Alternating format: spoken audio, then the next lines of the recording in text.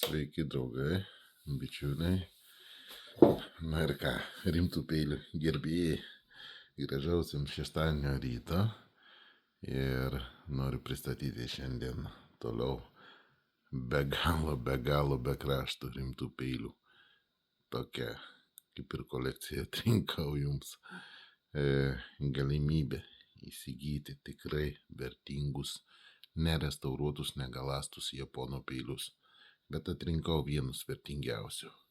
Tai tiek labai nedidelis peiliukas, toks parankinis 3 sluoksnių, senovinis japonas, tiek dar vienas peiliukas irgi be galo rimtas, matote, priekio palūžinėjimai, tai jis be galo ir kietas peiliukas.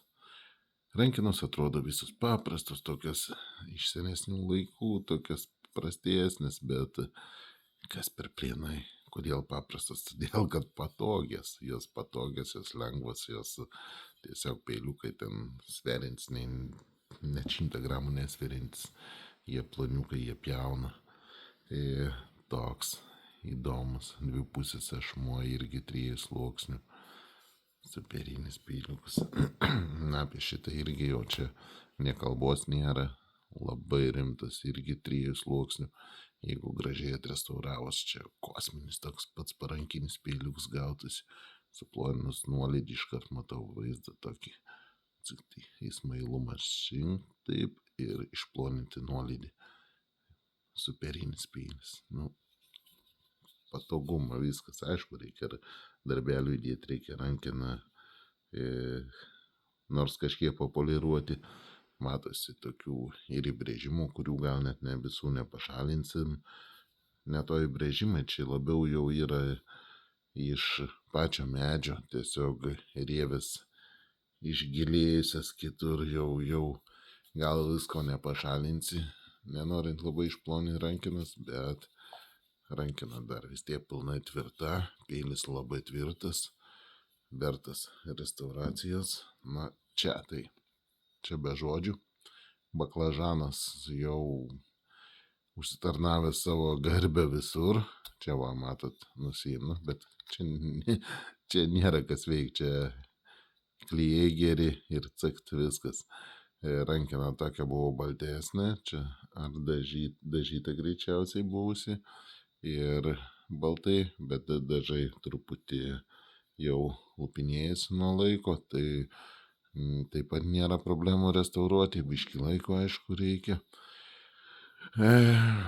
Baklažanas, tai čia, sakau, turi man net video atsiuntė žmogus, kuris su baklažanu dirba, turi deba peilį irgi. Čia kosmosai yra, čia kietumai realiai bus šiam 4, šiam 5 net nežiūrėjus, kokybė viskas čia yra, čia yra kosmosas. Realiai. Ir gal jis atrodo paprasčiau, bet jis tom gerai. Plonas, mažai rūdyjantis, matosi ir be galo rimtas nakiri peilis. O dar viena tokį senovinį mini deba. Čia tai irgi labai maža, va, kokią pasiėmė, kokią žuvykę, kai reikia nedidelį išfiliuoti, sakykime, iki kilogramo. Tai tiek žuviai išsifiliuoti, tiek pjaustymui, tiek daržovėm, tiek viskam. Taip pat 2 sluoksnių. Irgi toks va grožis. Šiandien aš jums pasiūlą turiu didelę. Dėl kainų, dėl jums ar reikia ar nereikia, tai jau čia jūs spręskite. Svarbiausia, aš jums siūlau, o jūs, jeigu įsigijat, galit patys restauruoti, galit patys galasti, galit pas mane užsakyti.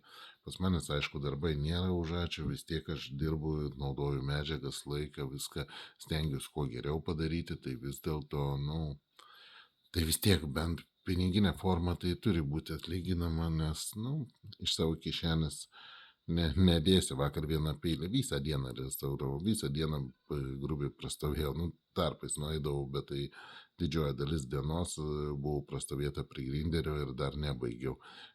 Sudeginau 4 juostas, kurios ten po 15 eurų kažkur, plus dar taip šlifavimo popierių visko ir dar kelias juostas švelnesnės, nesudegino, bet po pusę tenai. Tai įsivaizduoju, kokia savikaina gaunasi. Na, aišku, ten peilis vertingas, irgi toks įdomus, bet būna tokių peilių, kur labai didelė savikaina vien juos restauruoti. O rankomis tai čia savaitėm trintum. Žodžiu, kai reikia nuolydžius spausti. Ką, bičiuliai, gražios dienelės, sudalyvaukit, manau, labai vertingų peilių šiandien įdedu. Kas supranta, tam aiškiai nereikia. Iki.